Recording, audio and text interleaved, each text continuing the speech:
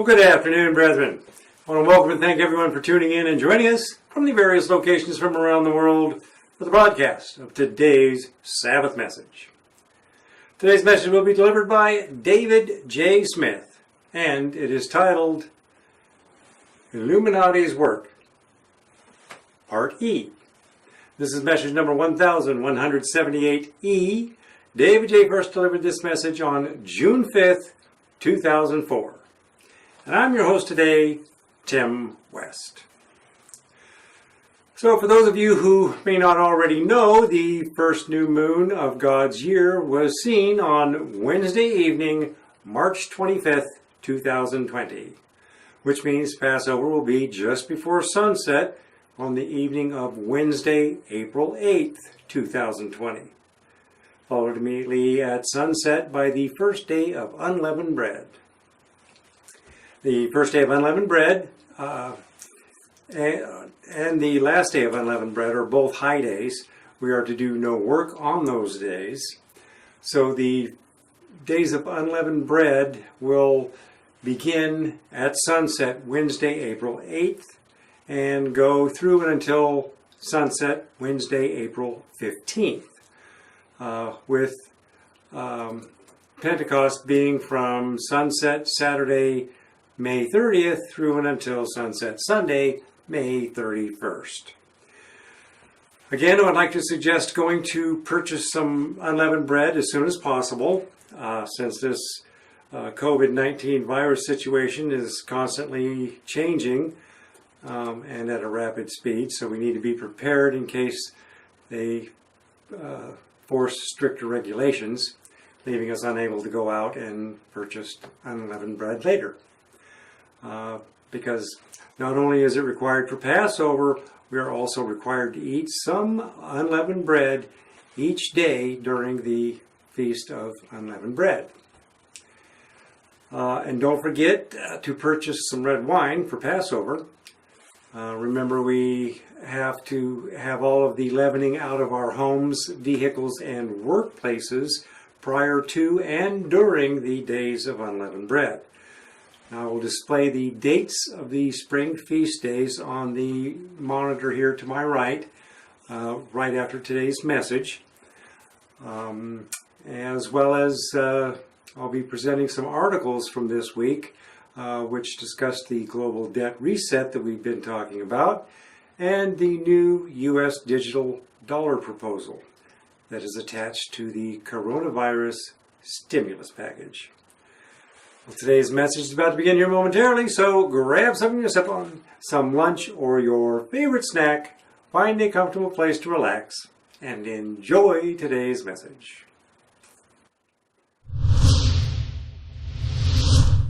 Hello, everyone.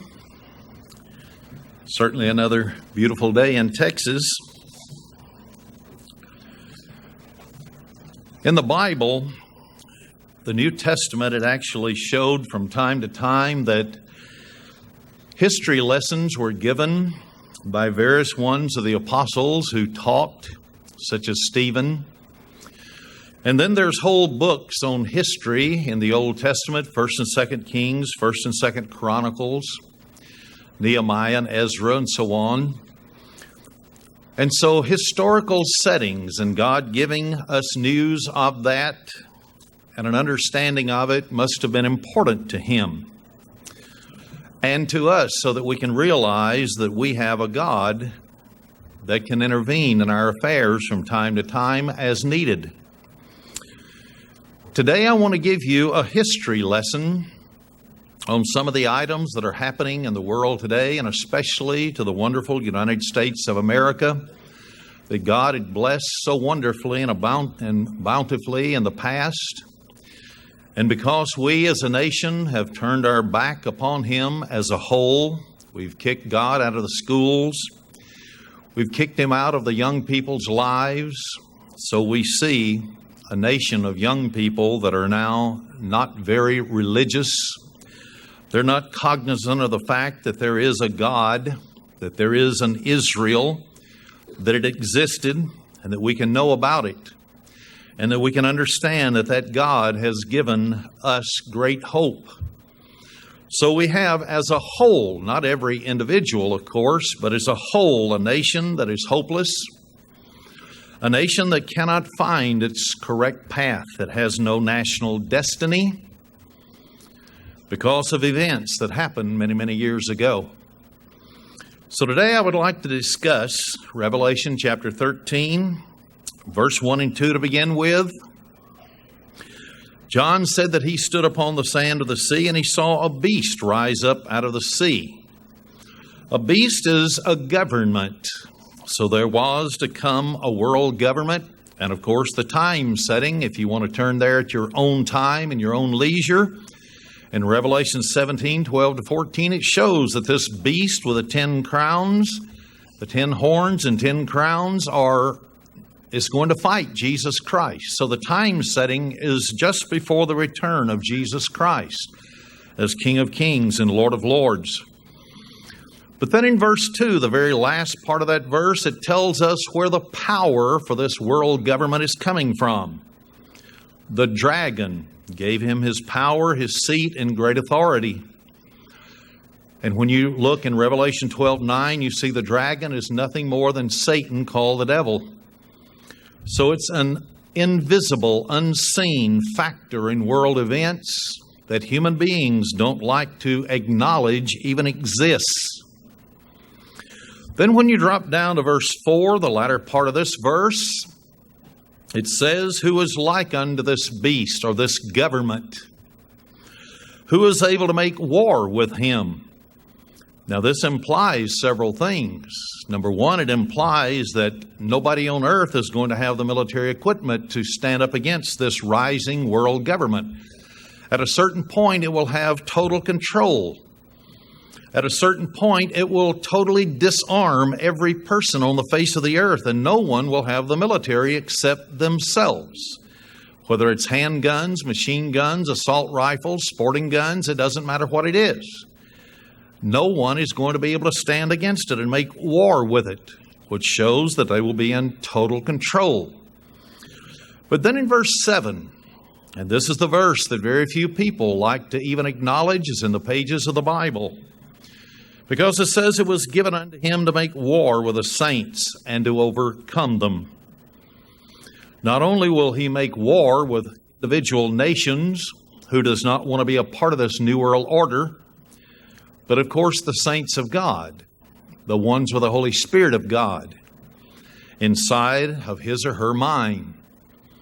Satan is the one who is giving rise, so that means Satan is the one who is going to try to destroy everything that God stands for.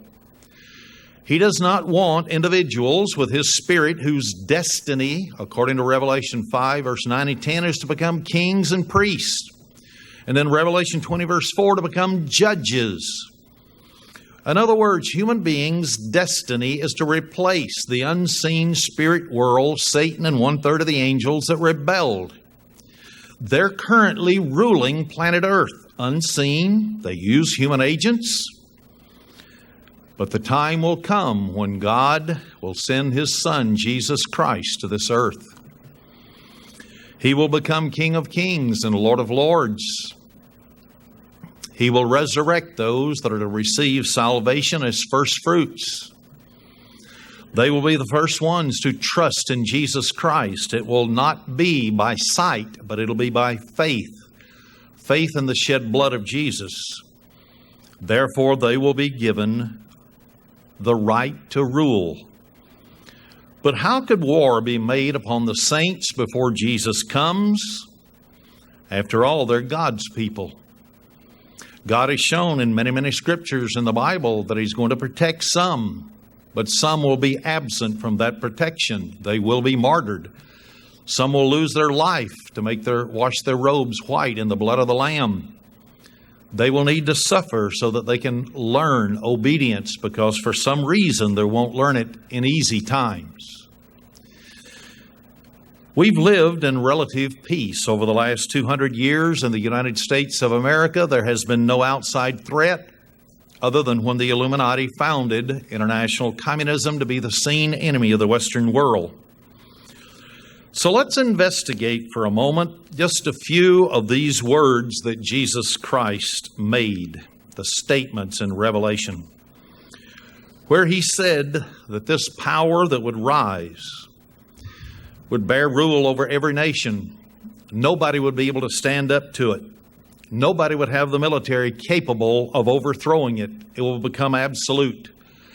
And it will require Jesus Christ to intervene in world affairs in order to overthrow and get the grip of this absolute dictatorial power off the back of the human race. In May of 1919, in Dusseldorf, Germany, the Allied forces obtained a copy of what was called the Communist Rules for Revolution. 84 years later, they're nearly complete. They've nearly succeeded in every single area in which they discussed their rules for revolution. They would infiltrate the United States of America. They would take over the book-producing industry. They would gather all the editorial pages of the newspapers to themselves. They would take over radio, and then later television came along, the mass media to reach out to the peoples of the world.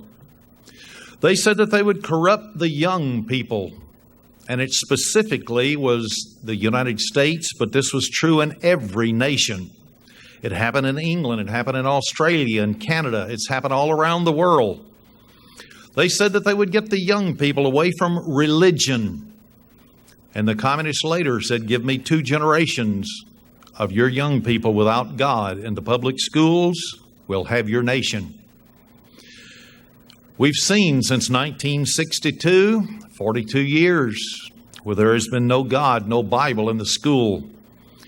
Step by step, they dismantled everything religiously in public in America. And they're wanting to eliminate tax-exempt status for churches today, so they'll be just like a business and be able to be taxed into oblivion. They said that they wanted to make the young men superficial. There would be no ruggedness anymore. In other words, they would eliminate heroism. No one would stand up for principles anymore to maintain the freedom of their nation. Then they said they would have to get control of all means of publicity, which I mentioned to begin with. They would get the minds of the people off of their government so that they could infiltrate and take over without the population even realizing what was happening. They said they would escalate sports in the eyes of people. They would introduce sexy books. Pornography would be running wild. What do we see everywhere today? We see the complete breakdown of Christian principles and the morals that once ruled this nation, all because their plan was introduced and it's worked. They said that through various nonsensical arguments, they would destroy the old moral values of the nation of honesty, sobriety, self-restraint. In other words, at one time where it was an absolute shame for a young woman to ever become pregnant, it was a shame even into the latter part of the 1950s for 2 couples, a boy and a girl, to even be caught having sexual relations. Today it's so prevalent that 50% of all children born in America are without one of the parents in the home, the father. They said that they wanted to destroy the pledged word so that it would mean nothing anymore. And then the thing that I want to discuss in depth today, they said that they wanted to create circumstances that would cause the registration of all firearms. And it would be on some pretext. Now, it would not be the truth, but it would be a pretext. And since they control the media, whatever the media said, the people would eventually believe it because, as Hitler said, if you tell a lie long enough and big enough, everybody will believe it. And so it is the media. is attacking the Second Amendment. They said that they wanted to create circumstances to register all firearms in America with a long-term view of confiscating every single weapon and leave the population absolutely helpless, so that no one could stop them when they march in with their armies from foreign countries, probably the United Nations, Russia, China. Every one of these rules is nearly complete in the United States today. How close are we to the confiscation of guns in America? We can't set dates, but we do know that back in the early 1990s, at the 29 Palm Marine Base in California, they put a survey out, and the very last question was if the President of the United States ordered all guns confiscated and a group or private individuals would not turn over their guns, would the military, in other words, the Marines, go door to door to collect them, and would they fire upon the citizens of America in order to obtain those guns from them? Are these things for real? Is our government programming the minds of every American to lay down their arms when the time comes? We'll see. In the Bristol Herald-Courier in Tennessee, Friday, June 4th, 2004, page 5A, was this big headline: Mexico seeks closer ties with Russian military. Why in the world would Mexico seek ties with the Russian military? That was directly from the Associated Press. I don't make these things up. Right there it is for anybody to see and read. President Vicente Fox is a socialist, always has been. He already has very close communications and ties with Cuba, Fidel Castro, China, and now Russia. To be exact, truckers that go down into the free trade area into Mexico to pick up loads and bring them back to the United States report that Communist Chinese troops in full uniform can be seen everywhere, and they're not even trying to hide it anymore. And they call our office and tell us. There is a book out that describes the silent movement of Chinese communist troops into Mexico, very close to the American border. Its title is Silent Invasion. Reminds me of the movie Red Dawn from years ago, where it showed under the soft underbelly of the United States, foreign troops from Cuba, Nicaragua, Central and South America came in through the soft underbelly of Texas, New Mexico, Arizona, and California, and took over the western part of the United States. What if this knowledge became available to the public and a cry came out for protection by our government? Ted Koppel is very famous for being the commentator on Nightline. This is an ABC program. But on April 7th, 2004, he had some very interesting guests. They were former Ronald Reagan officials, Edwin Meese III, and then Kenneth Duberstein.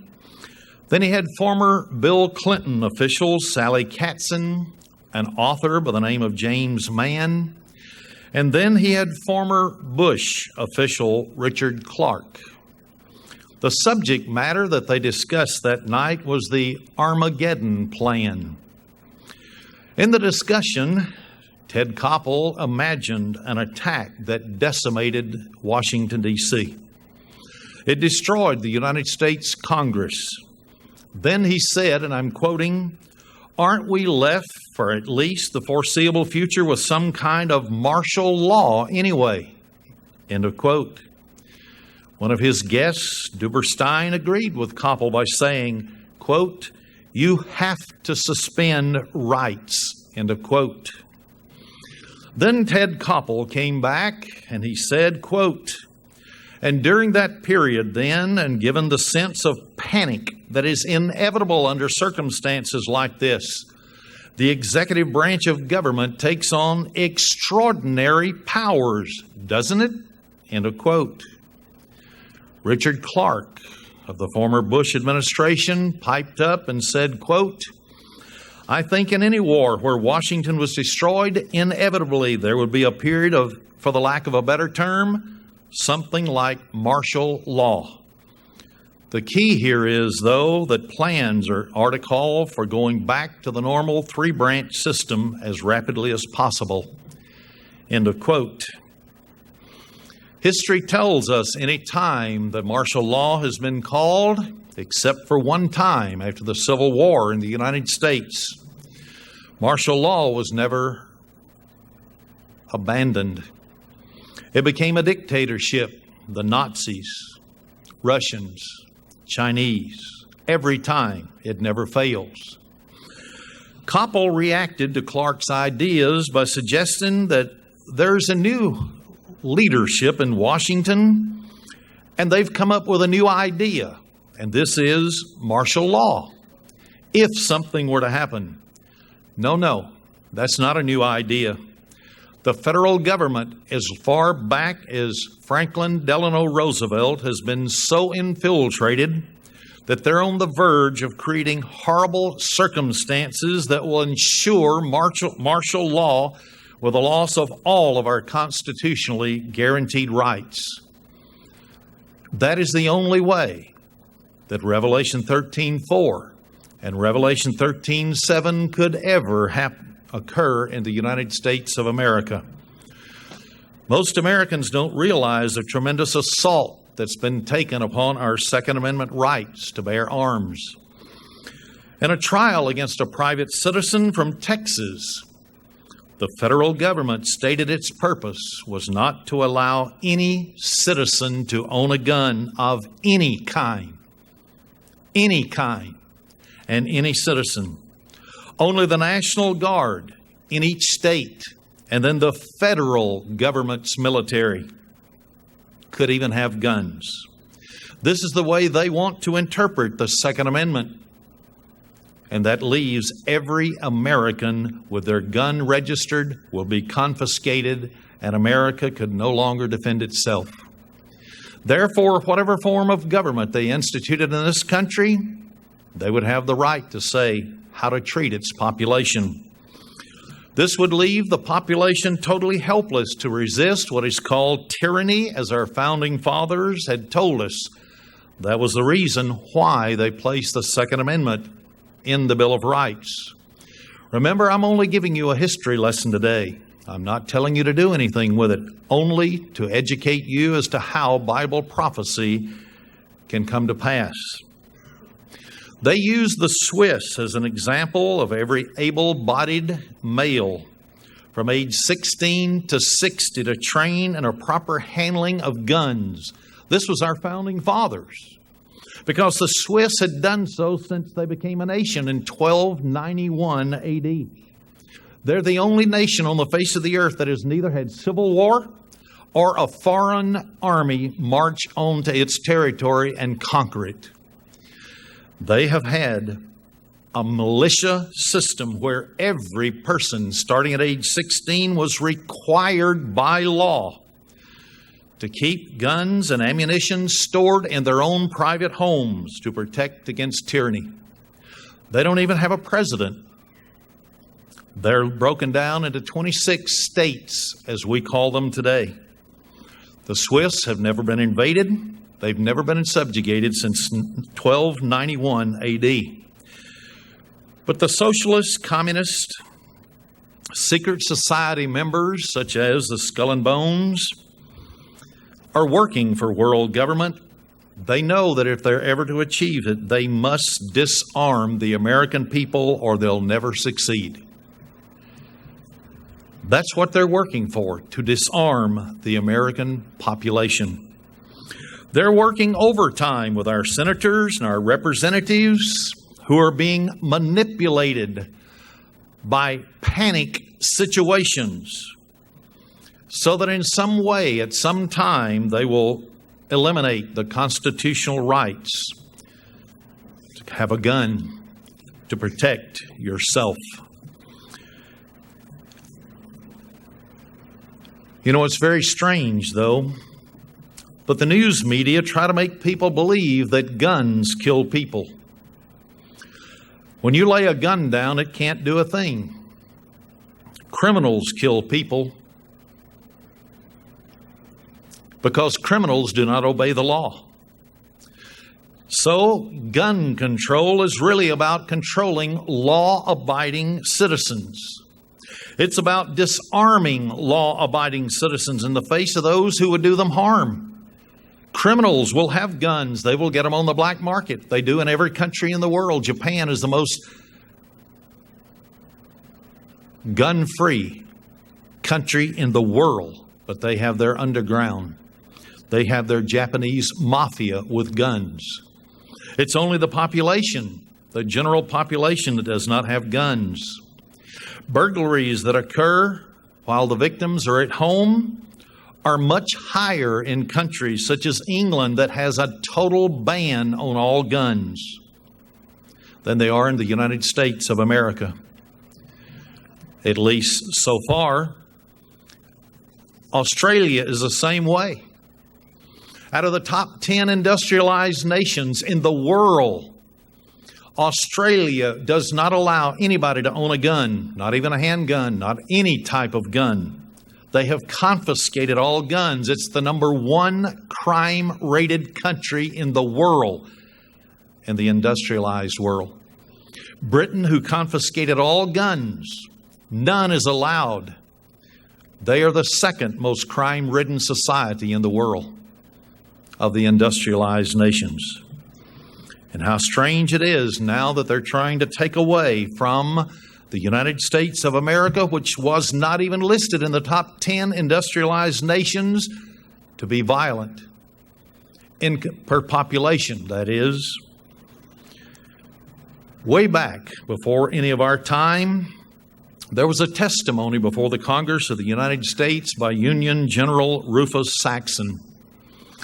He reported that in the state of South Carolina, this is after the Civil War had already ended.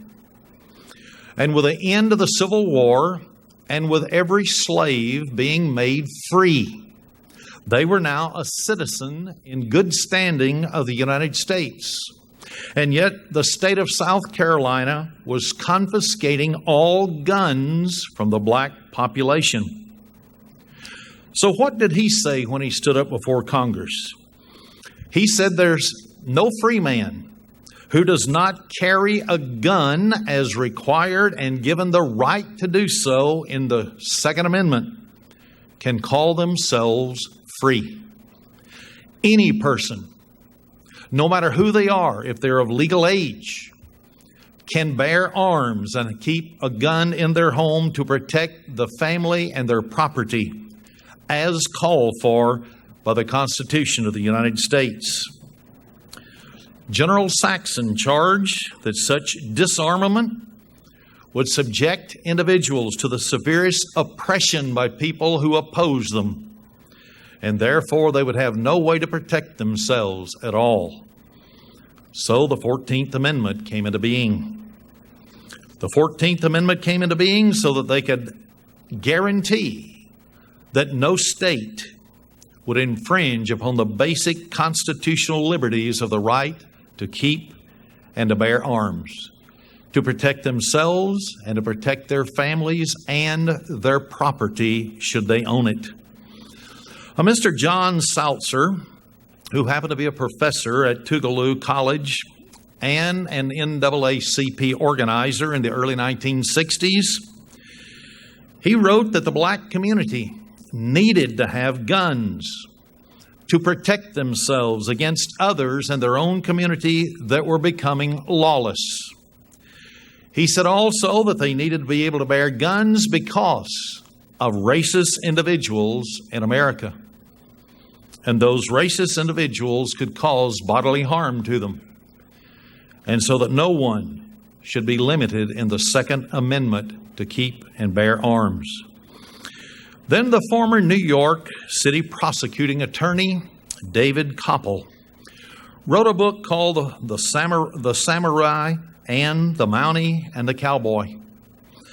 In this book, he said, only if the government only has guns, only the people that the government cares about will be protected. He went on to show that in America, black communities have often been denied all the protection of the police department. Therefore, they must have their own guns to be a free citizen of the United States of America. In 1994, President Bill Clinton attempted to push through a nationwide program in which police would be empowered to conduct gun sweeps throughout housing projects, and one of those was in Chicago, Illinois. We have to remember this was done without search warrants. They were looking for illegal firearms, but there was no search warrants whatsoever. The gun ban lobby has been behind the power of the government, the courts, the media, and they have behind them also college professors. They all want to confiscate guns. Why? Why is it only the personal, private citizen of America and a few of our legislators understand the Second Amendment? Could it be exactly what the communists said they would do? They would infiltrate in secret into the government of the United States. They would create circumstances to register all firearms. Then the long-term program would be eventually to confiscate them from every American. The loss of our gun rights will affect every single American, regardless of race, regardless of what class, rich, middle class, poor, or regardless of which political party. It does not matter. It will affect every single American, just like it did in Russia, just like it did in Nazi Germany. The gun ban lobby can succeed only if it divides American against American.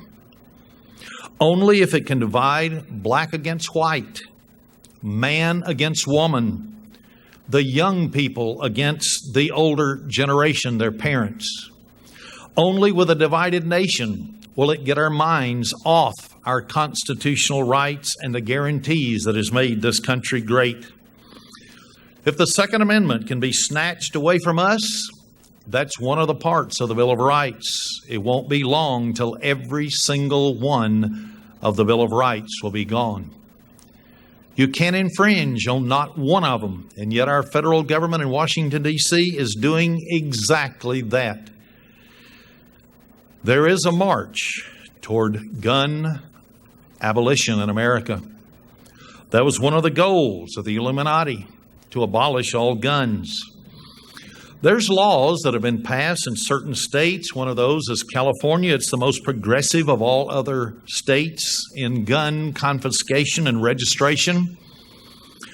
They passed a law in which they said that they had to have safety locks on guns. If a gun was in a home, it had to be hidden away high up somewhere so that young people could not find it and so they could not be hurt by it. There was an incident that brought national notoriety. When a husband went to work one day, the wife had to have the brakes fixed on the automobile. They had 4 children, a 2-year-old boy, 6-year-old boy, 11 and 13-year-old girls. So the 13-year-old girl was going to watch over the kids while the mother was gone for about an hour to get the brakes checked. Suddenly she heard a sound in another room. She heard this sound and she went to see what it was, and it was a man carrying a gun. She ran. He shot her. He wounded her very badly, and it took her several years to be able to get over the wound. But after she was down, he went into the bedroom of the 2-year-old and the 6-year-old boy, shot him at point blank range and killed them. The 11-year-old daughter saw what was happening and ran. She couldn't dial 911 because everybody knows that once you dial 911, they ask you so many questions, the crime's over before anyone can respond. And an hour to an hour and a half later, the police finally show up. So that's a scam. And so here was a family decimated all because of a law. When the father was talked to about this particular incident, he said, "I was afraid to let my children know where the gun was because it's mandatory 7-year prison sentence for anybody that allows their children to find a loaded gun in the house. And if anybody's injured by it, it could be longer." So out of fear of a law, he could not protect his family. He couldn't train his children how to use a gun to protect themselves. And so there was death and tragedy over it. There was a professor, John Lott, Yale economist, who wrote a book called More Guns, Less Crime. He discussed on the Sean Hannity radio show on WABC this particular incident that happened in California. Professor Lott argued that the case revealed the fallacy of this so-called safe storage law. By forcing people to keep their guns unloaded and out of the reach of the children, the laws prevent both the children and the adults from using firearms to defend themselves when they desperately need that defense. Criminal penalties on gun laws and of the gun laws and on the owners. If the children are injured or injure someone else by using a gun, as I mentioned, is 7 years, could be more. But this young girl who escaped and saw 2 of her brothers killed and her sister wounded and took her years to recuperate, could have saved them. But the law prevented it. By some estimates, Americans use firearms successfully to defend themselves against criminals more than 3 million times in a year. Now, these incidents are very rarely reported in the news media because it just does not make good copy. It doesn't get the viewership and the ratings so they can charge the advertisers. So the truth is never really known. Major news organizations show a clear bias in favor of gun control. Why is that true? Because the media at the very top, I'm not talking about just your local reporter or maybe the guy that sits behind the camera and reads a script that is going in front of him, in front of the camera. And that's all he does, reads it. He can't tell the truth, but he has to read exactly what the editors of the program and the management have approved. There was a study made by the Media Research Center that was released in January of 2000 that showed that those who protected themselves by the use of a gun was so many more times than that has ever been reported or even thought about.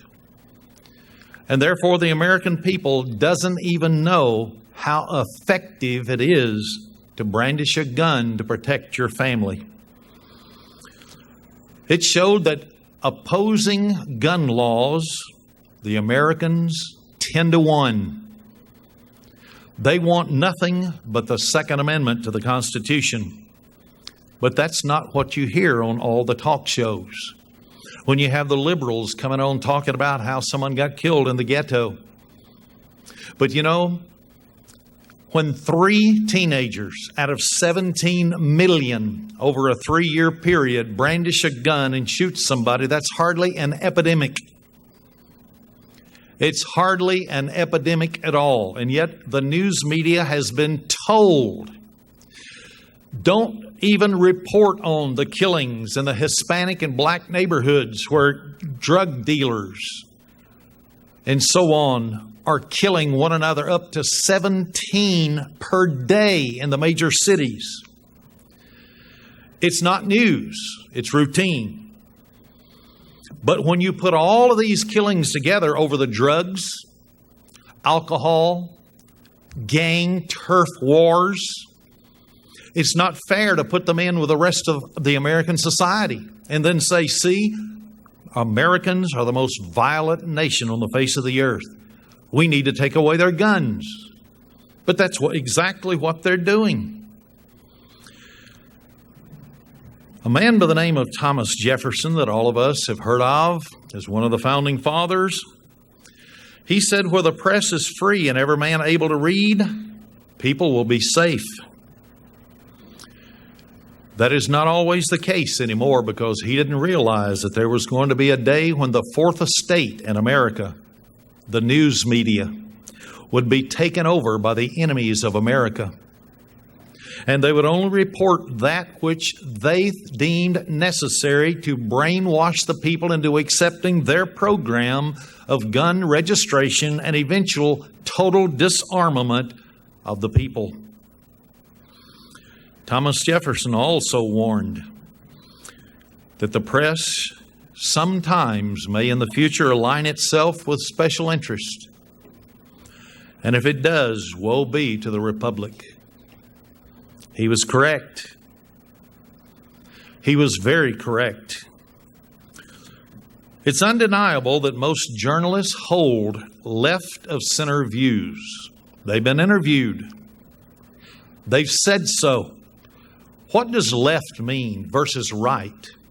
Left is socialist communist. Right is constitutional republic.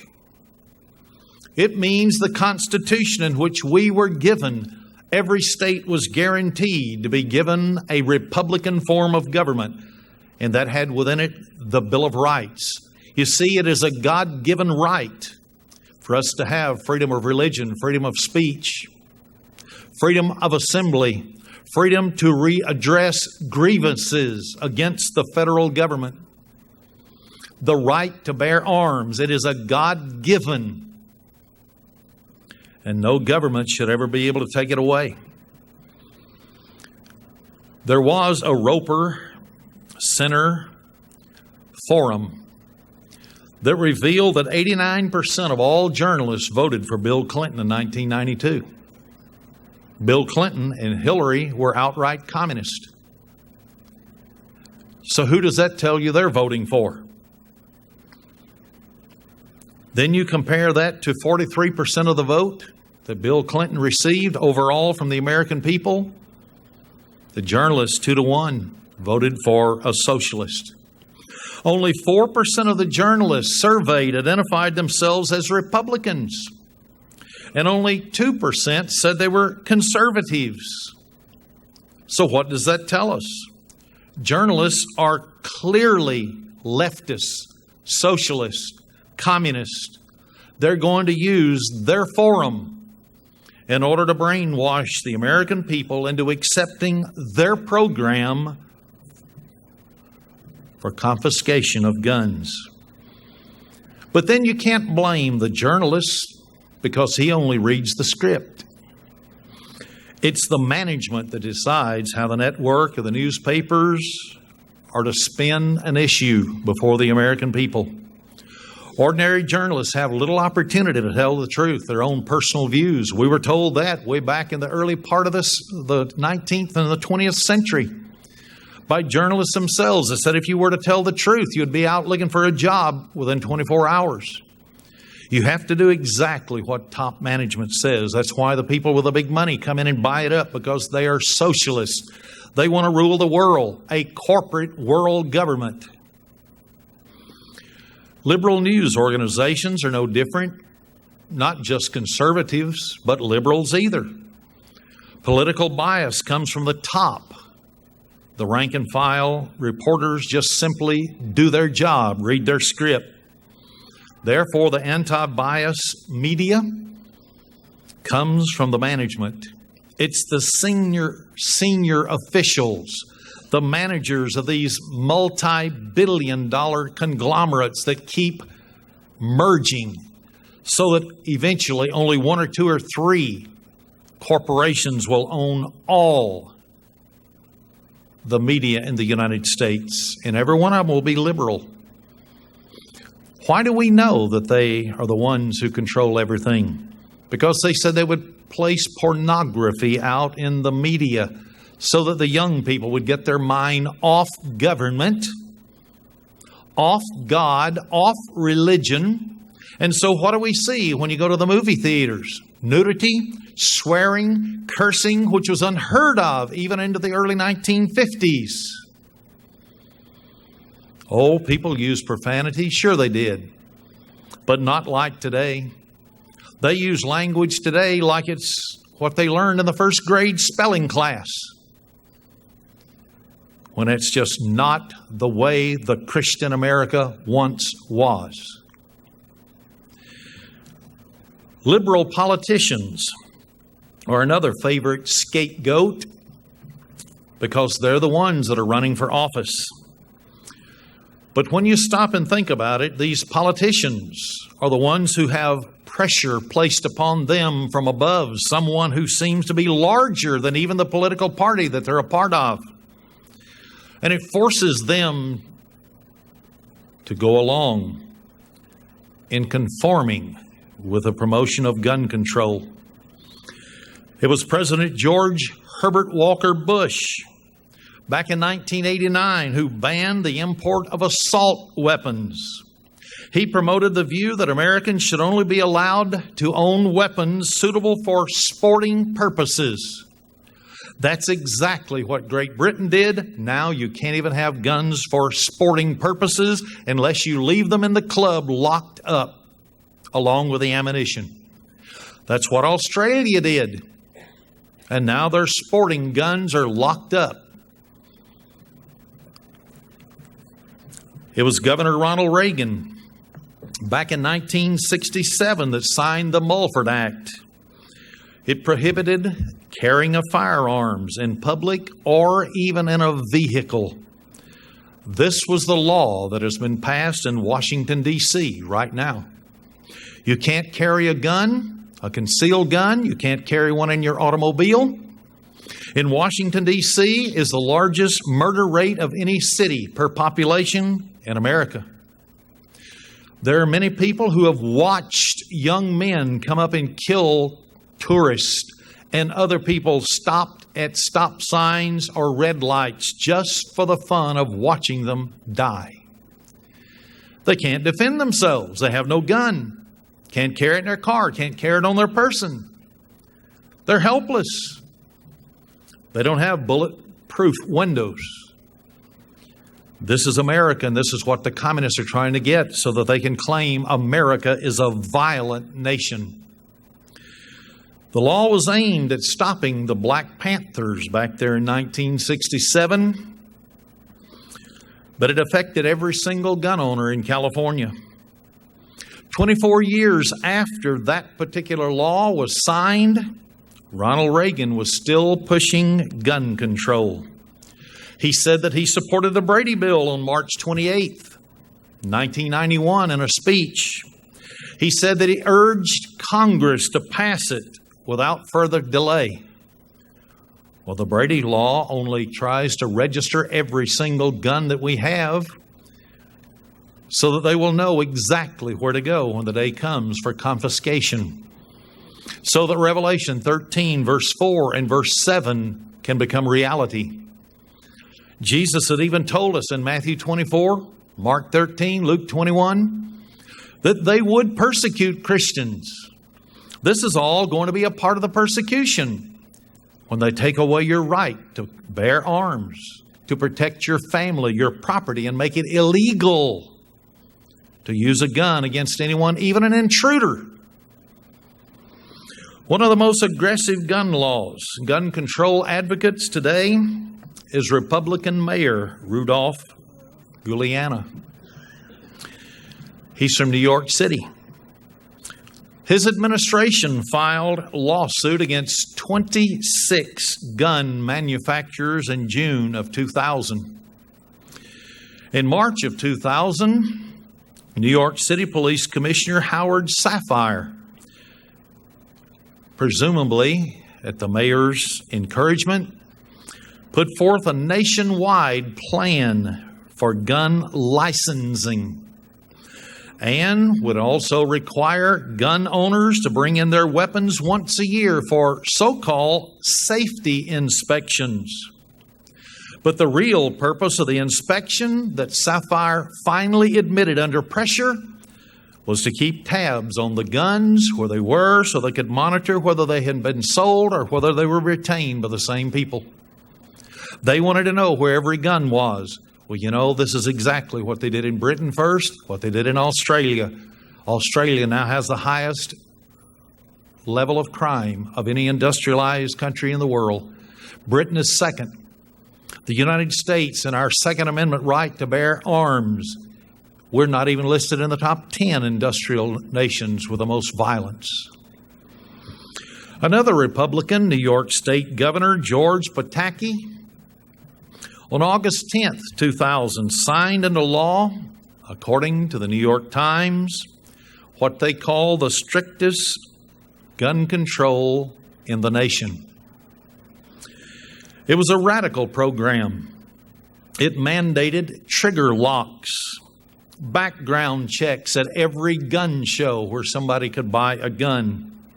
Then what they call ballistic fingerprinting. Every gun, when it was manufactured, the manufacturer had to shoot it and see what the ballistics was, the fingerprint of the bullet, so they could trace any bullet that was ever fired back to where that gun went. It also raised the legal age to be able to buy a gun to 21, and it imposed a ban on all assault weapons. And assault weapons are not what most people think they are.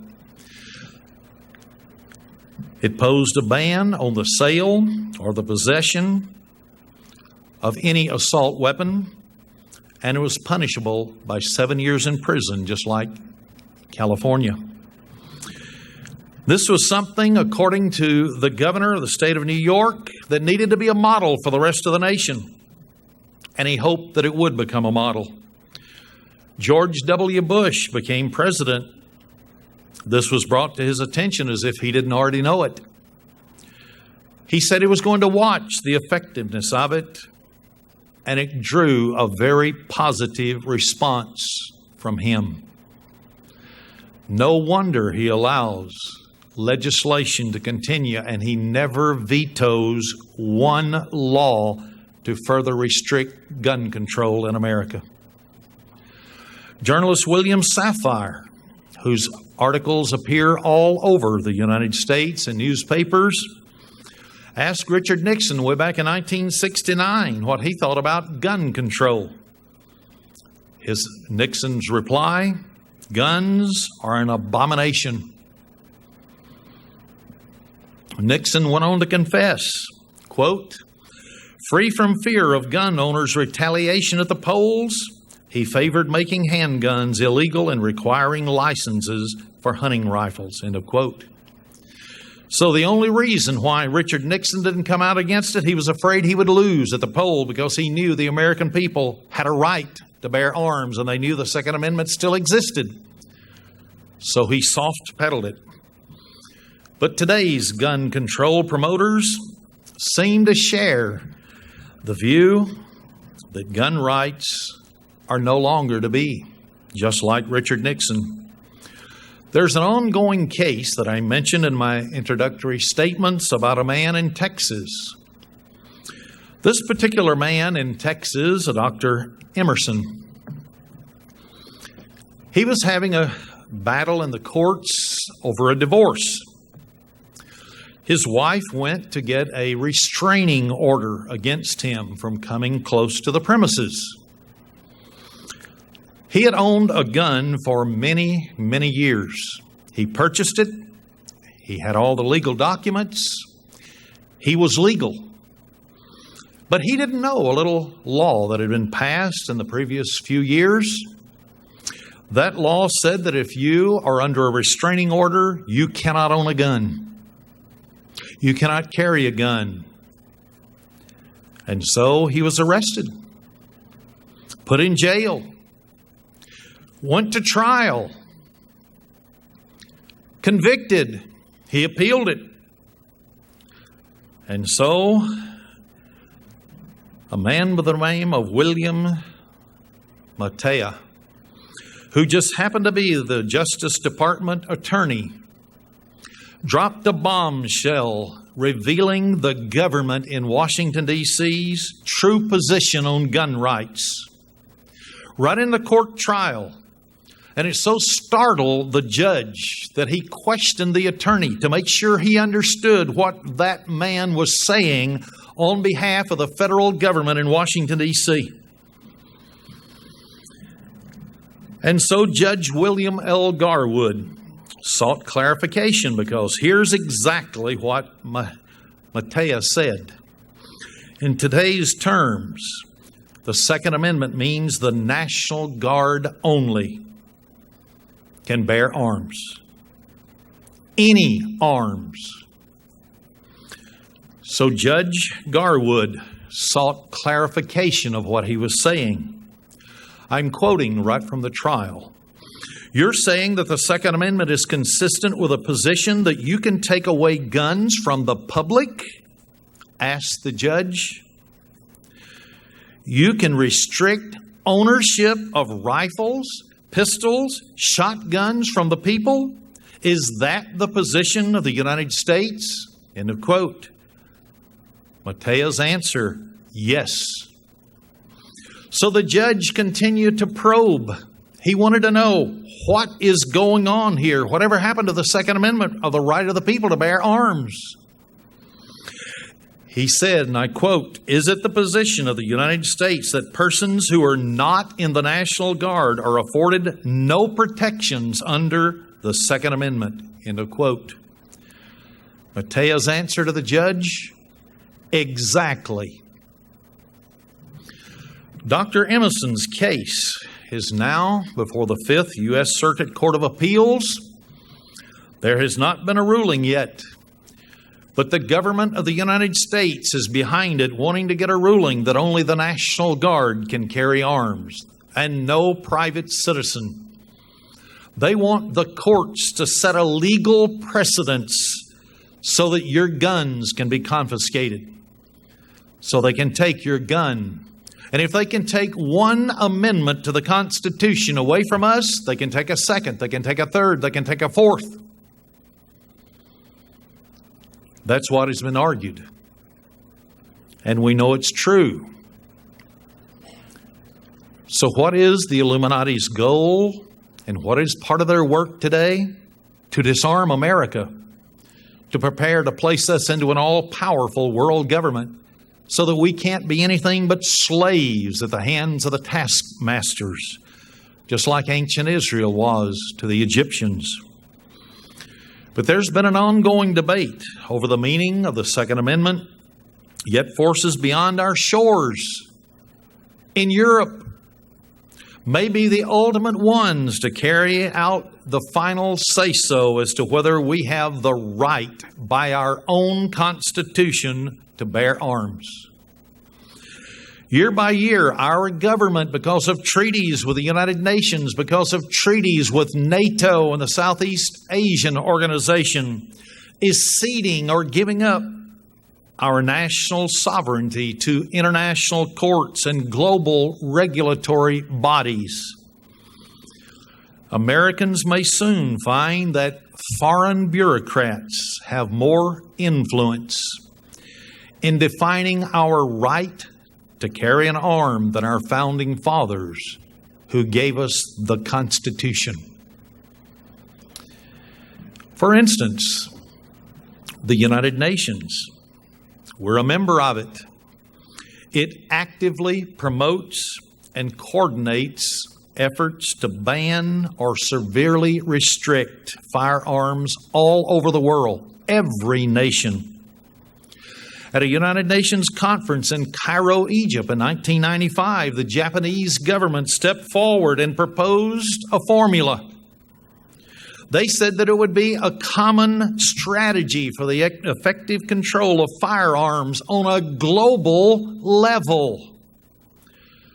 The United Nations moved very aggressively in that direction to implement it.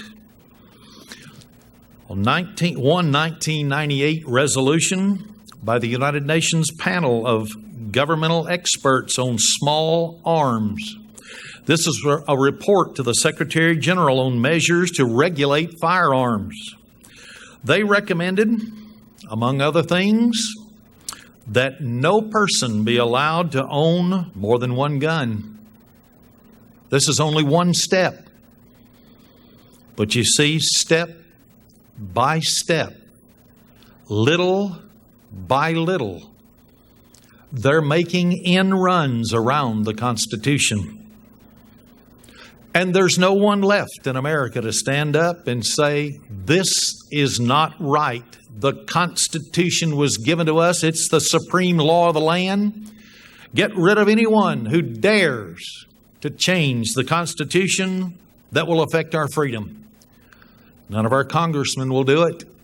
They're pressured by the left in Washington, D.C., by the Ron Dellums, the Teddy Kennedys, the Senator Clintons, all the rest of the communists in Washington, the most vocal, the ones who prepare the laws and look for sponsors to take little by little all of our rights away from us. To the extent that such measures are adopted globally, there will become very intense pressure upon the United States to conform. It's already happened in Britain. It's already happened in Australia. It's already happening in the European Economic Community or the Common Market. No matter what the Constitution says, they're going to put such pressure upon the United States that we will eventually conform. So what it amounts to today is, in our history lesson, we stand at a crossroads today. For the first time since our Constitution was drafted, the number one major component of the Bill of Rights, the right to keep and bear arms, to protect us, our property, and to protect us from federal government tyranny, is in danger of being eliminated. Then there would be no protection for the people whatsoever anymore. Jack Anderson, who happened to be a columnist, and he wrote a book called Inside the NRA, National Rifle Association, said there is a lamentable streak of violence in the American character. He said that so that Americans would pay attention and so that he could propagandize them that we are a violent people. He said that a lawless streak, a tendency to carry our freedoms to the extreme and flirt with chaos. I grew up in the 1950s, graduated from high school in 1959. There was no chaos in America. There was no danger from guns. Everybody owned them. My dad owned 3. A German rifle he brought home from World War II, a German Luger, and another one. We all were taught how to use them, how to aim them, how to clean them, how to take care of them properly. There was no chaos until the communists began to take over. And they started the civil rights movements. And so Dr. Martin Luther King, who was sponsored by 60 Communist Front organizations, and a Georgia newspaper man took a picture of him sitting at Mount Eagle, Tennessee, with the head of the Communist Party USA, secretary to the Communist Party USA, and a William Z. Foster, right in the middle of all 3, learning how to agitate, use Molotov cocktails, how to use inflammatory speech to create riots in America. This is when it all began. It didn't work at that time. America had a stabilizing force. They owned guns to protect themselves. The Second Amendment said they could do it. Violence is not an American way of life. It's just not that way. But why would the government of the United States, in a trial, in a court case, over something as insignificant as a man getting a divorce and a restraining order said you can't carry a gun, why would they carry that to such extremes to go to the Fifth Circuit Court of Appeals to try to get a favorable ruling? In September of 1941, German SS troops, assisted by Ukrainian militiamen, gunned down 34,000 people at a place called Babi Yar. This was in World War II. When asked later, why didn't you, some of the survivors, stand up and try to defend yourself? They said it's easy to defend your men, your women, and your children if you have a method. But when you've been disarmed and they have submachine guns, there's nothing you can do. But even the few desperate individuals and attempts during that period of time of World War II saw that it was futile to try to strike back, only served as a reminder to them that there is a difference between resistance when you have an opportunity and submission. It all depended upon who had the possession of the arms. When you have no guns to fight back with, you die if you resist. And so, in World War II, millions were slaughtered. As citizens of the Soviet Union, the victims at Babi Yar were not even allowed to keep and bear arms of any kind. So Jack Anderson, in his view that strict gun controls would be good for America, failed to even mention how Stalin's regime enforced gun confiscation. No one could arm themselves from tyranny. He didn't mention the Nazi occupiers. The first thing they did was to confiscate all guns so that there would be no uprising. So why is the government of the United States so interested in this case? They must get a ruling so they can strip Americans of every gun. Otherwise, they cannot set up martial law, a dictatorship, so they can merge us into an all-powerful one-world government. Have you ever heard of death by government? There was a book written called Death by Government. It was written way back in 1994. And it showed many, many things that were happening in the world at that time. Mr. Rummels is the one who wrote the book.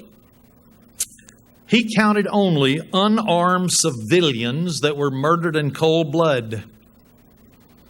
He didn't even enter into his statistics that he put in that book those that were killed in war, who were a part of a legitimate military operation. He also put in his book the statistics of those who were killed by forced mass starvation. And very shockingly, Mr. Rummel found that the number of murders by government during the 20th century, from the year 1900 to 1987, when he wrote the book, was 4 times the number of people that were killed in all the wars in combat. Nearly 170 million people were killed by their own government, and in every case it was after they confiscated the guns. Is there any reason why our forefathers wrote the Second Amendment to the Constitution? Remember, Revelation 13:4 says that nobody's going to be able to stand against this government that rises. J. Edgar Hoover wrote a book, Masters of Deceit, showing that the international communist movement, they were masters of deceit. They would say one thing while they were frantically doing something else in order to enslave us, to weaken every institution that we had in this country, de-Christianize us, make us amoral, so that we would have no morals, no Christian virtue anymore, and we would be an easy target for the pluckings. Those individuals who are killed in the United States of America every year by handguns, rifles, even when you add up the gang wars, the drug wars in the inner city. It pales into insignificance when you figure that the government of Russia killed a minimum of 61 million people after they disarmed them, or 35 million minimum in communist China, only after they were disarmed. And then, of course, Tito's regime in Yugoslavia can't be overlooked. Smaller nation, but over 1 million were killed there, only after he disarmed them. Why are they wanting to disarm America? So they can eliminate all of those individuals that will not fit themselves into the New World Order, that will not be a part of world government. There is a time coming in the near future when there's going to be another Holocaust in the world. Not just Jews, gypsies, and other undesirable classes of Adolf Hitler's Germany. It's going to be Christians. It's going to be people in America, whether they're Christian or not, they call themselves patriots. Because Revelation 13:4, they will not be able to stand up against the government. And Revelation 7 shows they're going to bear rule over every nation, language, and tongue. And they're going to persecute and make war against the saints. That is, all those that have not been accounted worthy to escape all the things that are coming.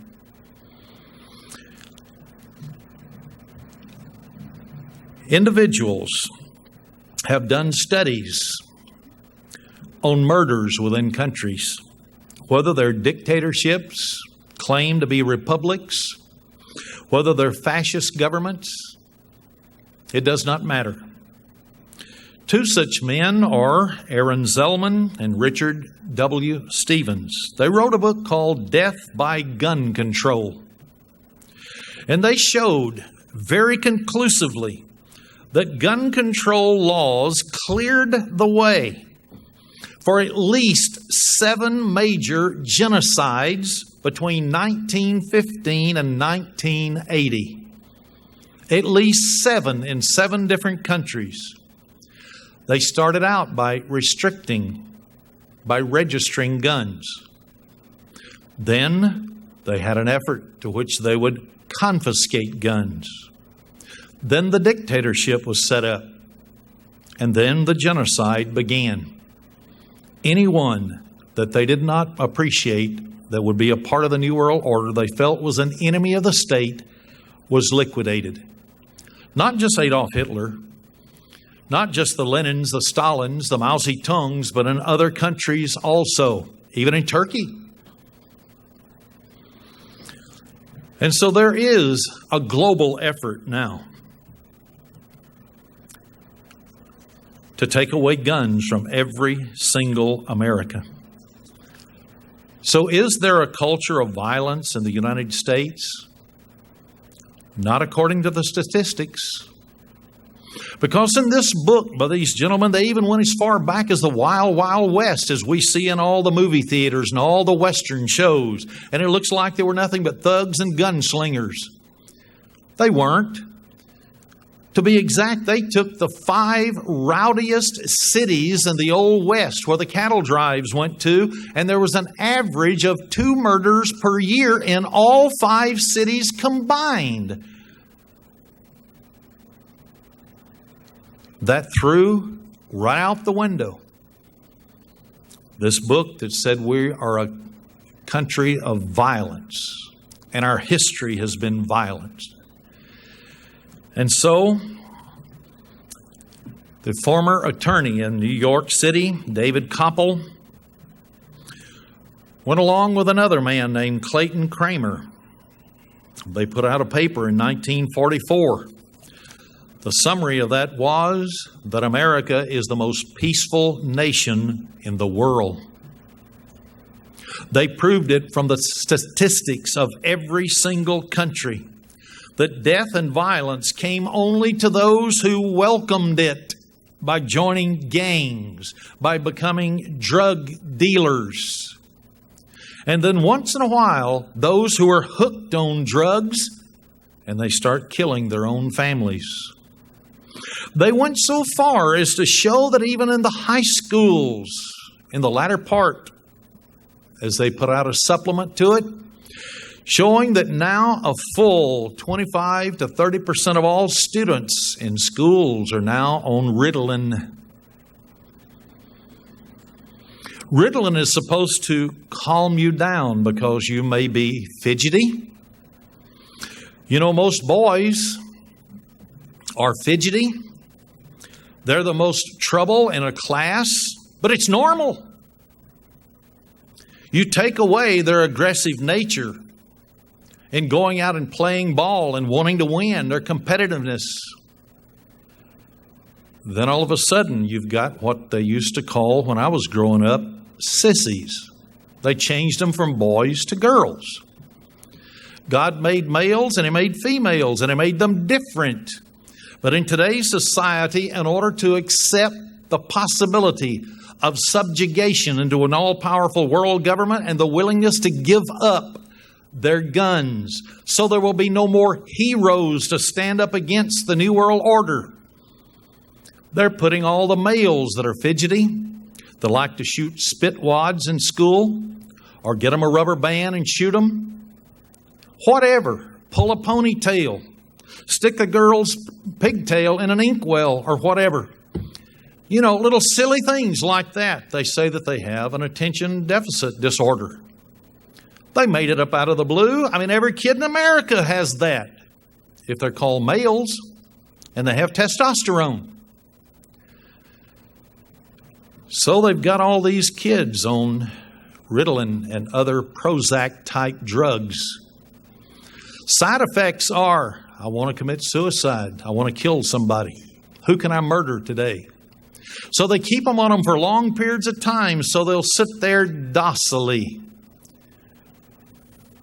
Doesn't bother anyone until all of a sudden they decide they need to have a front page story somewhere to prove that the white American society is filled with violence and guns are the enemy. So they take somebody off their Ritalin, they cut them off from their supply, and all of a sudden they want to commit suicide. They want to shoot somebody. So they go home and they find a gun and they come to school. In every single case where there's been shooters in the schools since 1995, that's when they began to blow this out of proportion. Why? Because from 1990 through 1995, the killing in schools and the violence among teenagers had dropped by 75%, according to the United States government figures. So they had to create a problem, get them all on Ritalin. Then when they need somebody to be violent, take it away from them. It works. They had their headlines. The Million Mom Marches on Washington, D.C. to get rid of the guns. Yes, all of these things are happening in America right now. I've mentioned that there were individuals who were behind it. But who are some of these people? How did it start? How can you get 1 million mothers to march to ban guns and take them away? Apparently, they don't even know what is behind it, but the communists do. The communists said a long time ago, we need dupes. Oh, these people will never become communists. But if we can only create a plan where they think they're doing society good, then they'll be our useful idiots. That's their language, not mine. I'm just quoting it. So with an all-out assault on the Second Amendment, sometimes it does cross someone's mind. Who's behind this assault? Because this is too large of a subject for it to be just one person. So I'm going to single in from not now the finishing part of my message to just one little incident to show you how they work. It's called feminism. Just about all historians in America agree that the advent of feminism began in 1963 when a woman by the name of Betty Friedan published her best-selling book entitled The Feminine Mystique. She claimed that her marriage had become a comfortable concentration camp. As a direct result, in 1966, she founded the National Organization of Women, abbreviated NOW. She became its first president. Friedan said that she wanted to break free from the routine of being a housewife, a childbearer, and having to keep the home. She wanted to be an example for other women to help them to be free.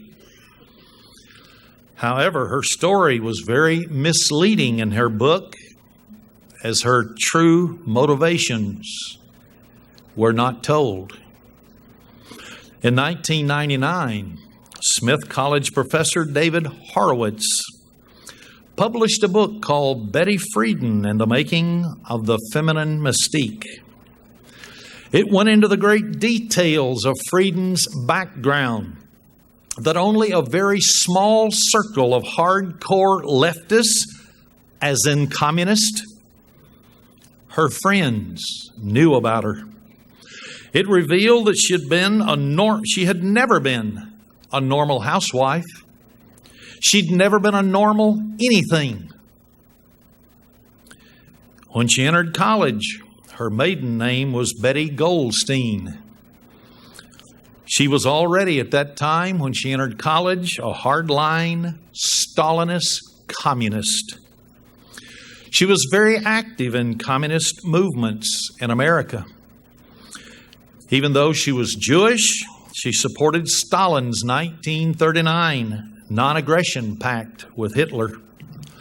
Orders were then sent out from Moscow and Stalin to all communist parties of the world that they were to treat Hitler as a friend.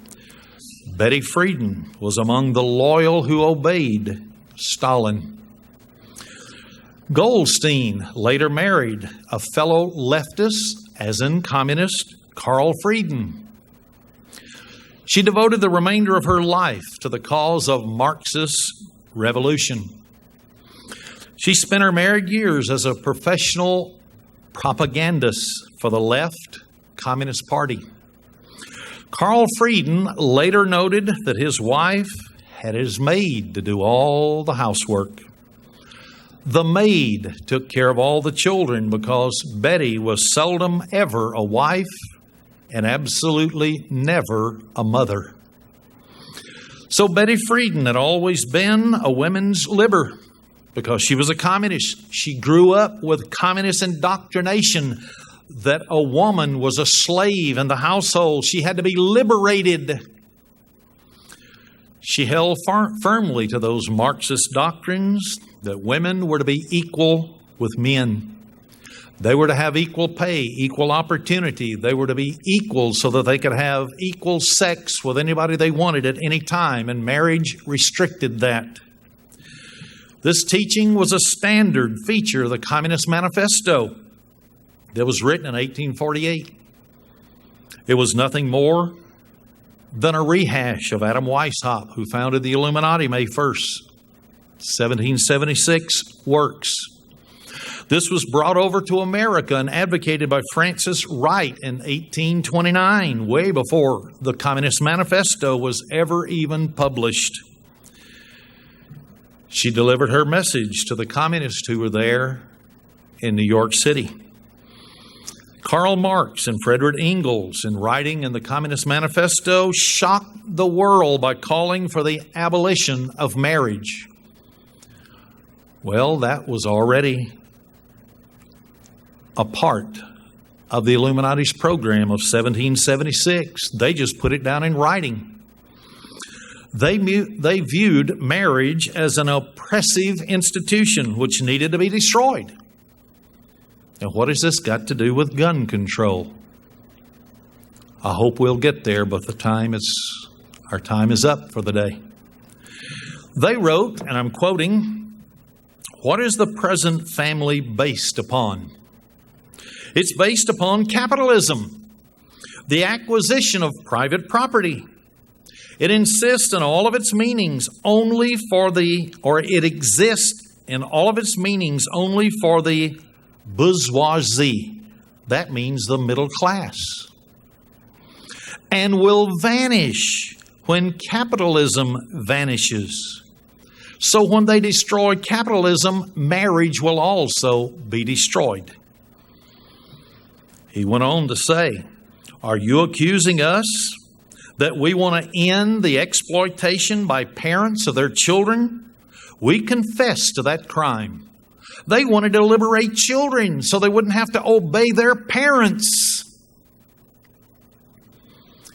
They went on to say the bourgeoisie, middle-class men in this case, sees in his wife nothing but an instrument of production. In other words, reproducing children. The communists were never taught that love entered into a family unit, that you loved your person, and the ultimate fulfillment and the showing of that love was the reproduction of children. They knew nothing about love, and she didn't. And so she went head over heels into the communist movement of trying to free women. Marx and Engels argued for free love for all women, in which everyone would have sexual access to everyone else. It's called group sex. We know that it burst onto the scene back in the 60s and 70s when the Vietnamese War was going on because communism made its greatest strides in America. This was nothing but a rehash of the order of the Illuminati. It's a plan that was divulged in 1829 in New York by Frances Wright when she came over from England. The program was free love, emancipation of women from the home, equal rights for women, and equal opportunity. And women today are rushing to have equal rights, equal opportunity, and destroying the homes. And the divorce rate goes sky high because there is competition within the family to be equal. Little to be people today realize that they're falling for the communist plan to destroy the family unit. But what does this have to do with the Second Amendment? The right to bear and keep arms. We'll see. A deep hatred towards marriage and family was instilled in every Marxist mind. During the 1920s, it was frowned upon among communists in America to have any children at all. After all, family responsibilities might dampen an individual's revolutionary zeal. Therefore, the good communists did not want to be viewed as reactionary and have children. It would hold them back from their cause and their purpose of overthrowing the American system. But as the years raced by, there was no American revolution for communism. So many communists became frustrated and disillusioned with their situation and their status that they had found themselves, and they began to have families. One such man was David Horowitz, a Marxist communist. He wrote in his autobiography by the name of Radical Son that his parents were part of that generation. Horowitz recalled that his parents always being on guard against something that they referred to as male chauvinism. That was in the 1940s. We didn't hear it openly until the 1960s and 70s. This was a communist buzz phrase that was now to be entered into the mainstream as communist doctrine for the American people without them even knowing where it was coming from. Male chauvinism. Horowitz was taught to view men as oppressors of women and women as the victims. This is what the communists were taught. So people, the communists that is, began to have what they term progressive ideas about the family and having children, that it caused havoc with marriages. So these communists who now were disillusioned saw that their marriages were in shambles. Men and women became at odds with each other because the man was the oppressor and the wife was the victim every time, whether it was true or not. That was the way they viewed it. It had to be that way. That was historical Marxism that had to be hoisted upon the shoulders of the world. So men had to be softened in America by using the phrase male chauvinism every time, so that men would lose their masculinity and be afraid to stand up and be the head of the family the way God said to. That's why the Bible says, and women shall rule over them, because the communists introduced male chauvinism and entered it into the mainstream. It caused resentment by women whom their husbands showed no affection to, no emotions when they were giving birth to children. They were taught not to. After all, men and women are equal. And men have no feelings along that way, or less feelings. And so the women are supposed to be strong and powerful and not have emotions either. When that is not the case at all, God built it. Men different from women. The men were supposed to be strong protectors of the family. The women were supposed to be the ones who would rear the children, who would have compassion, would have mercy, could have peace of mind in taking care of the family unit. They weren't supposed to have the competitive nature to try to take all the jobs away from their husbands. But they were injected with this communist approach. So the same sort of progressive ideas underlay Betty Friedan's 1963 best-selling book, The Feminine Mystique.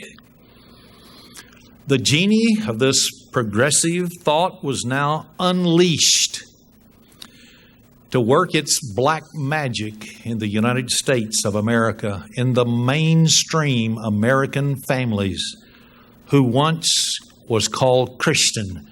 And they understood the man was to be the head of the wife, and the wife was to be in subjection unto her husband as unto the Lord.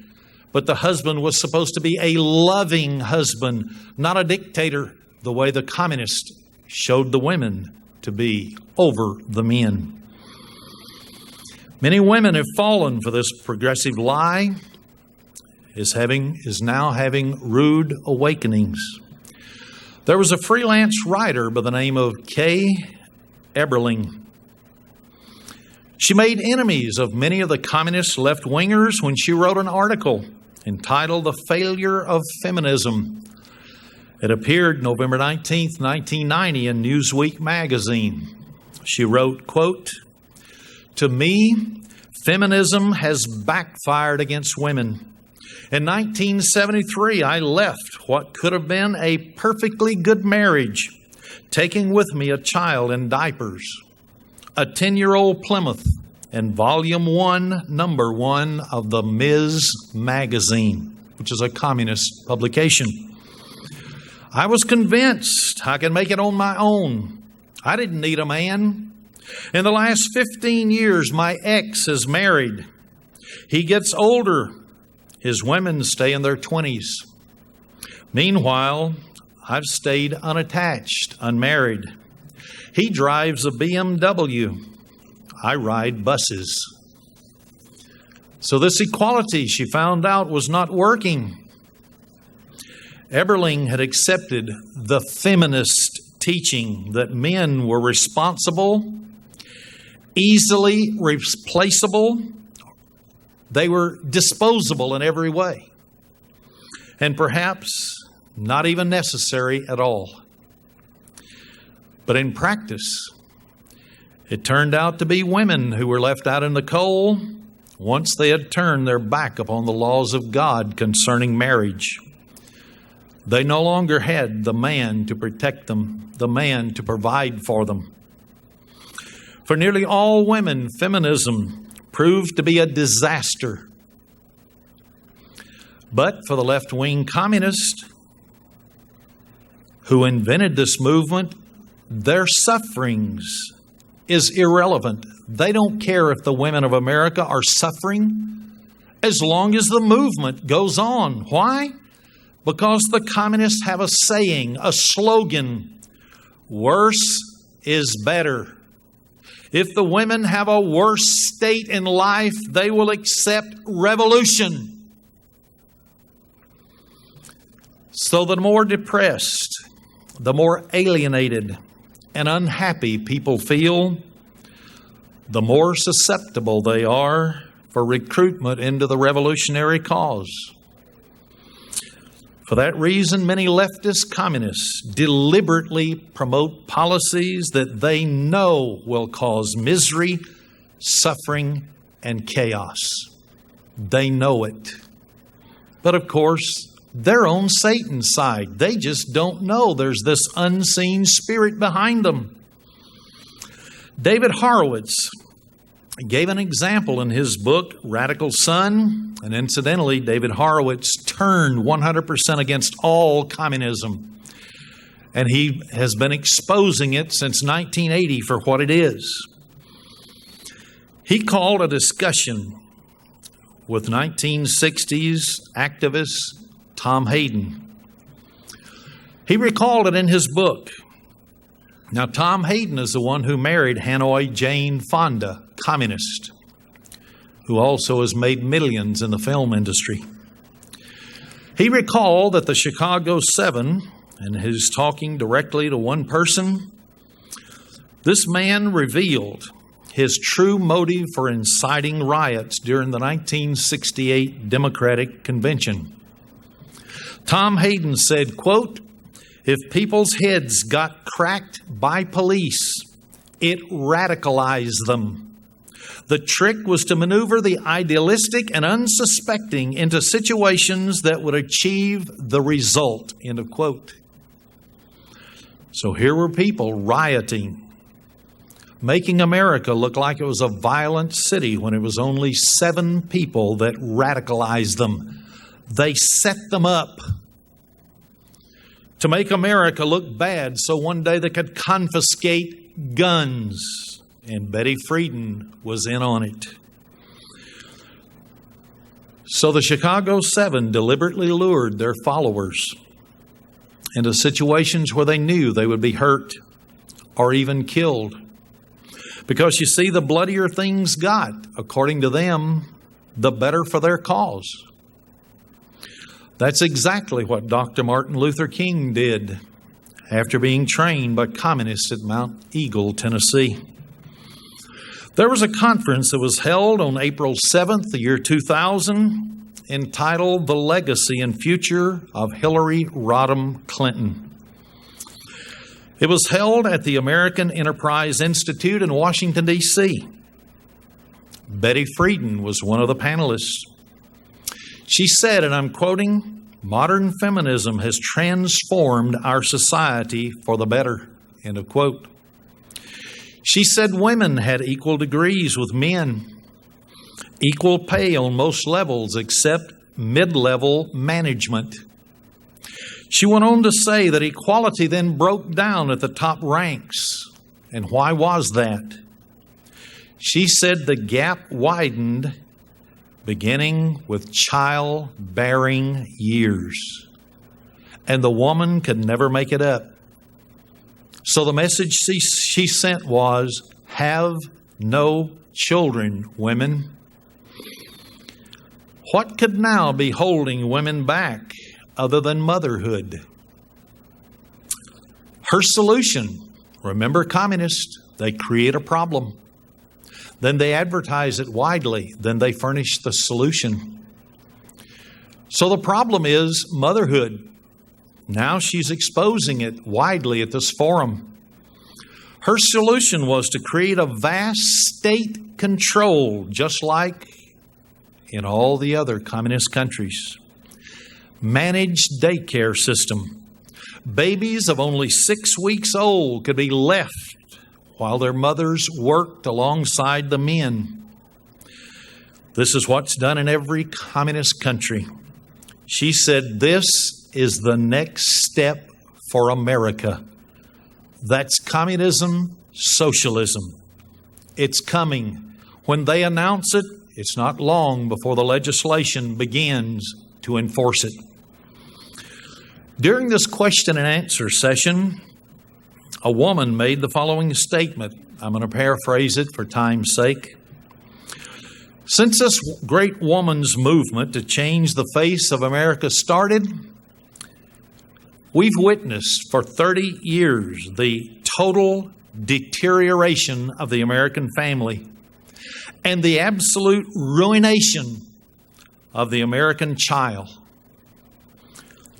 Frieden made her point that the skyrocketing divorce rate and the rise in single-parent families was not a bad thing at all. Of course not. She's a communist. The worse things get, the better they are. They represented just more choices for women.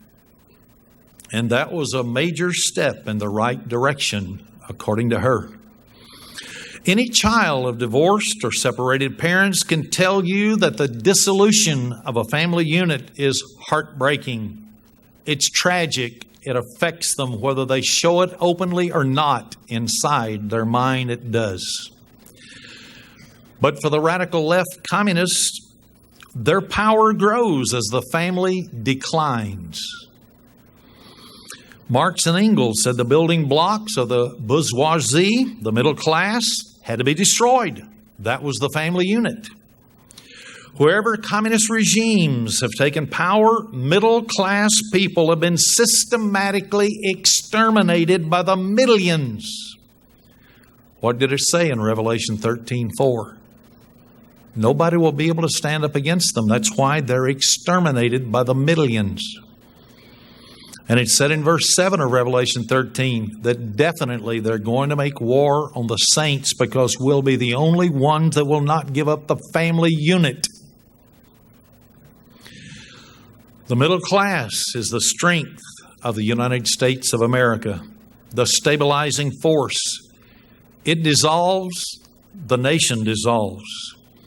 Left-wing communist strategists have long understood that the bourgeoisie, the middle class, oppose communism. Therefore, the disarming of the bourgeoisie, the middle class in America, has been a long-standing project of the left. So, gun control legislation that violates the Second Amendment to bear arms must be achieved in order to eliminate the middle class. This goal was clearly expressed in the socialist writer H.G. Wells' literature in the 1930s. H.G. Wells believed that mankind was moving inexorably toward a global socialistic government that he called it the New World Order, the same thing that former President George Herbert Walker Bush said in 1990 and 1991. To ensure the success of global socialism, H.G. Wells advised that all potential pockets of resistance be disarmed. Exactly what Betty Friedan said. Divide and conquer is the time-honored tactic of the communist left. In a stable society, it doesn't work. So there must be a breakdown of values. And the breakdown of values begins with the family. So enter Betty Friedan. In a society where men and women are locked in ideological combat, they're in competition, the system breaks down. Energies are then consumed in power struggles between the woman and the man.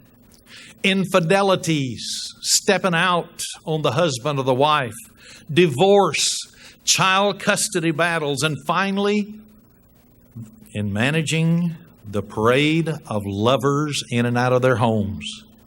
Then they have to go to therapists because their mind is all confused. Then the angry bill collectors begin to call them after the divorce to collect their money. This is bad news for the families involved, but it's good news for the communist left. Remember, worse is better when seeking revolutionary change. When you're a frightened, lonely, aging divorcee, or whether you're a soccer mom who fears divorce because everybody around you see their families crumbling. They make better recruits for the communist left than women that are happy, stable, and living with a loving husband and with loving children. The communists said long ago that they would use women without their knowledge to ensure their successful program of overcoming America in their revolutionary cause. The first thing they had to do was break the family down. Then they would rear their children so that there would be no more heroes, no one to stand up against the confiscation of guns. A man by the name of Mike A. Miles of the Center on Juvenile and Criminal Justice at the University of California, Santa Cruz, reported that school shootings by white children can be traced back as far as 1974.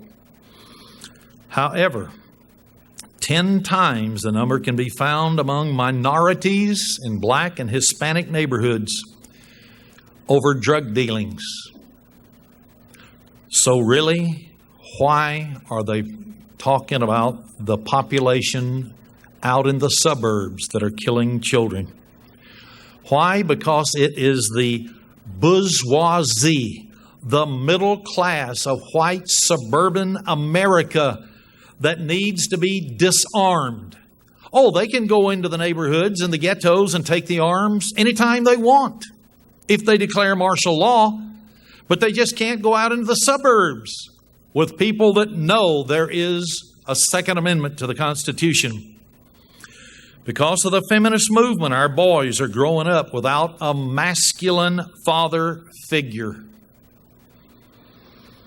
There is a masculinity crisis in America, and it's preparing our younger generation to conform to a belief that they are inferior to women. Every nation where this has occurred lost the art of self-defense for themselves and their nation. The nation was disarmed and subjugated in every case so far. God's law of the family is what leads directly to the destruction of any nation. America is no different just because the Supreme Court declared us a Christian nation. February 29th, 1892, in a 9-0 decision. So, brethren, I have brought to you today a history lesson as to what is happening in this once great Christian country. Why Christianity has been dismantled. Why the family has been dismantled. Why there are no more heroes in America.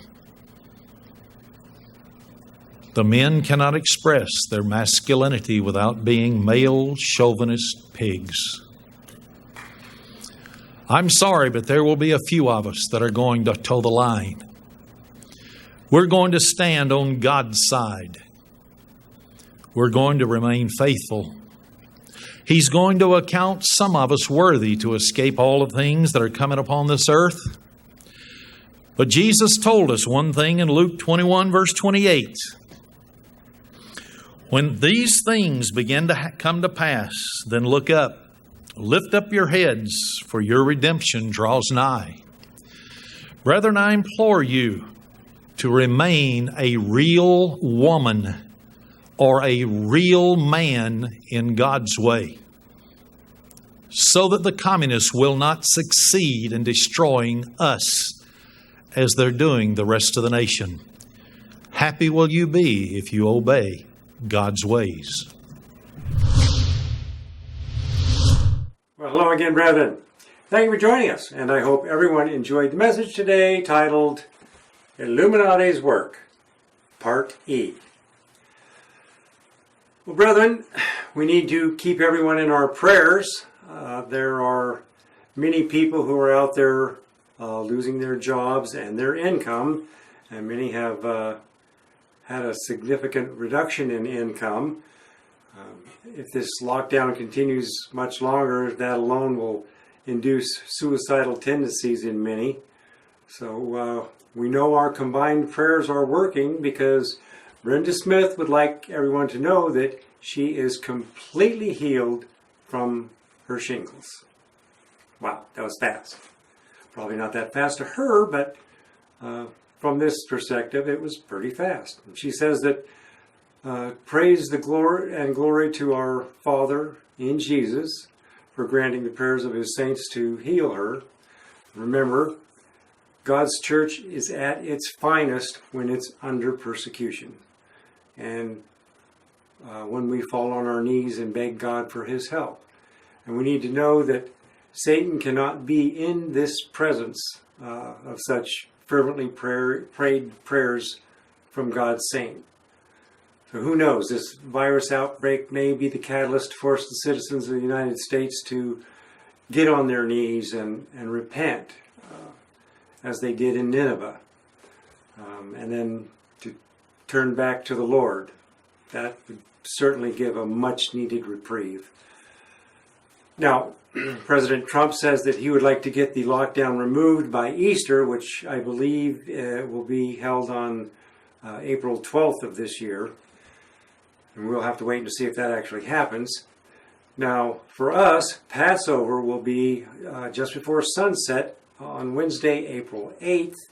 The first day of unleavened bread will begin at sunset on Wednesday, April 8th, immediately after Passover. So I'll bring this monitor up for a full screen here so you can see the dates of this year's spring feast days. The first day of unleavened bread is a high day. We do no work on that day, and that would be from sunset Wednesday, April 8th, through and until sunset Thursday, April 9th. Remember, we must eat some unleavened bread each day during the feast. And then the last day of unleavened bread is also a high day, and we do no work on that day. And that will begin sunset on Tuesday, April 14th, and go through and until sunset Friday, April 15th. And then we have Pentecost, which will begin at sunset on Saturday, May 30th, and go through and until sunset on Sunday, May 31st. Okay, so let's get into some of the articles I've read. And there's an article on counterpunch.org. Counterpunch is one word. And it was published on Monday, March 23rd. And it is titled, "A Debt Jubilee is the Only Way to Avoid a Depression." Okay, we've been talking about the problem, about how the COVID-19 virus, with its lockdown, is destroying the world's economic structure, and their desired reaction, of course, to have the masses demand a solution. The solution being the global debt reset, opening up the perfect opportunity to usher in the one world currency, which I've been telling you will most likely be the Libra cryptocurrency. This cryptocurrency can only be accessed by accepting the mark of the beast. Now remember, last year I showed you the article where Concordia plans to launch the Libra cryptocurrency by the middle of this year. Cryptocurrencies play an integral part in the blockchain infrastructure for the beast system. And here's an excerpt from that article. Even before the novel coronavirus appeared, many American families were falling behind on student loans, auto loans, credit cards, and other payments. America's debt overhead was pricing its labor and industry out of world markets, and the debt crisis was inevitable eventually, but COVID-19 has made it immediate. History offers us another alternative in such situations, a debt jubilee. This slate-cleaning, balance-restoring step recognizes the fundamental truth that when debts grow too large to be paid without reducing debtors to poverty, the way to hold society together and restore balance is simple to cancel the bad debts, or to simply cancel the bad debts. The word jubilee comes from the Hebrew word for trumpet, is yobel. In Mosaic law, it was blown every 50 years to signal the year of the Lord, in which personal debts were to be canceled. You can go to counterpunch.org and do a search for Debt Jubilee, and you will find this article. Again, it is titled, "A Debt Jubilee is the Only Way to Avoid a Depression." Now let's move on to the coronavirus stimulus bill. This particular article was brought to my attention by one of our sisters in Christ. I have not asked for permission to use her name, but I would like to thank her again for bringing this to my attention. This article is from Forbes.com, and it is titled New Coronavirus Stimulus Bill in Congress Creates U.S. Digital Dollar. You see how things are falling together? Get everybody desperate to pay their bills and to take care of their families, and then you offer them a nice chunk of money. The carrot on the stick. But that money is only provided in digital currency. They do not mention the Libra currency specifically, and I would imagine that they want to wait and make some sort of grand entrance with it. So let's be on the lookout for its introduction. Here's some excerpts from that article. The newest offer by House Democrats includes a very forward-looking kind of stimulus, the creation of a digital dollar and the establishment of digital dollar wallets, in what will send shockwaves through the cryptocurrency and blockchain industry, particularly for those following central market digital currencies around the world. This signals the U.S. is serious in establishing infrastructure for a central bank digital currency. A mandate also requires all member banks establish a pass-through digital dollar wallet to all customers eligible for the stimulus. The Federal Reserve banks themselves would also make available a digital dollar wallet to any U.S. person eligible for the payments as well. Additionally, the U.S. Postal Service would aim to help unbanked individuals and or those without proper ID to establish their identity be provided a digital dollar account and would set up ATMs for customers to access their funds.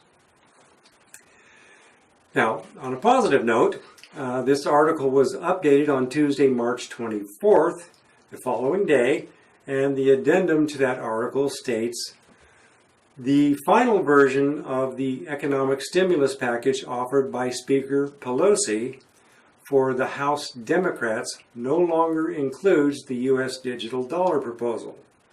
However, the language as proposed by Chairwoman Walters of the House Financial Services Committee still contains this language.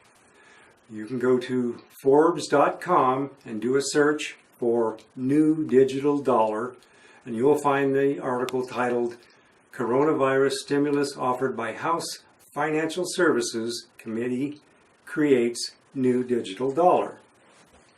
And if you'll scroll down to the bottom of this article, you will find links to the original and the updated stimulus bills with the latest verbiage and language. So they may not be implementing this right away, but they do have everything in place for them to move ahead at any time. Brethren, I don't mean for this to be fear-mongering. God is providing us wisdom. He's allowing us to see Satan's moves on the game board. So let's read from Thessalonians chapter 5, verses 1 through 11. But of the times and the seasons, brethren, you have no need that I write unto you. For yourselves know perfectly that the day of the Lord so comes as a thief in the night. For when they shall say, peace and safety, then sudden destruction comes upon them, as travail upon a woman with child, and they shall not escape. But you, brethren, are not in darkness, that that day should overtake you as a thief. You are all the children of the light and the children of the day. We are not of the night, nor of darkness. Therefore, let us not sleep as do others, but let us watch and be sober. For they that sleep, sleep in the night, and they that be drunken are drunken in the night. But let us, who are of the day, be sober, putting on the breastplate of faith and love, and for an helmet, the hope of salvation. For God has not appointed us to wrath, but to obtain salvation by our Lord Jesus Christ, who died for us, that whether we wake or sleep, we should live together with him. Wherefore, comfort yourselves together, and edify one another, even as also you do. Brethren, at this point, I'd like to mention that Brenda Smith would like to extend her gratitude for everyone's continued support, as demonstrated through your tithes, offerings, donations, and prayers. And remember that your support is always a tremendous help. So if you found that these messages have been a blessing to you, we would like to ask in return if you could also be a blessing to us. Whatever the good Lord moves to give and your finances will allow is always greatly appreciated and will always be used to continue to get God's word out to all those who have an ear to hear. And you can send your tithes, offerings, and donations to Post Office Box 36, Waxahachie, Texas, 75168. Again, that's Post Office Box 36, Waxahachie, Texas, 75168. Brethren, in 1 Thessalonians 5, we're told that God doesn't need to tell us about the times and the seasons, because if we are studying our Bibles, we are already aware. We know the times and the seasons, and we're well aware that the Lord comes as a thief in the night. But we are not in darkness. God brings things to light for us, so that this day should not overtake us as a thief. We should not be taken by surprise. We're instructed not to sleep as everyone else does, by being seduced with useless distractions. Television, movies, news, the broadcast, video games, sport games. We're told to watch and to be sober. We need to think for ourselves. Pay attention to the things that matter to help us to obtain our salvation. Put on the breastplate of faith and love. Faith that God is in control. This is all God's plan. Satan can only do what God allows him to do. God's not going to let Satan overtake his people. We have not been appointed to wrath, but to obtain salvation by our Lord Jesus Christ. And we need to put on a helmet to protect our heads for the hope of salvation. Now, soon they're going to be offering everybody peace and safety. And sudden destruction will come upon them, not us. And they're not going to be able to escape this. But we can escape God's wrath by not falling for Satan's trickery and deceit, by keeping our lives right with God, and by praying always that we may be found worthy to escape all these things and to comfort and edify each other. Until we meet again, do not accept the mark of the beast. And let's make all our days worthy of God's blessings. May you all have a blessed week, and goodbye for now.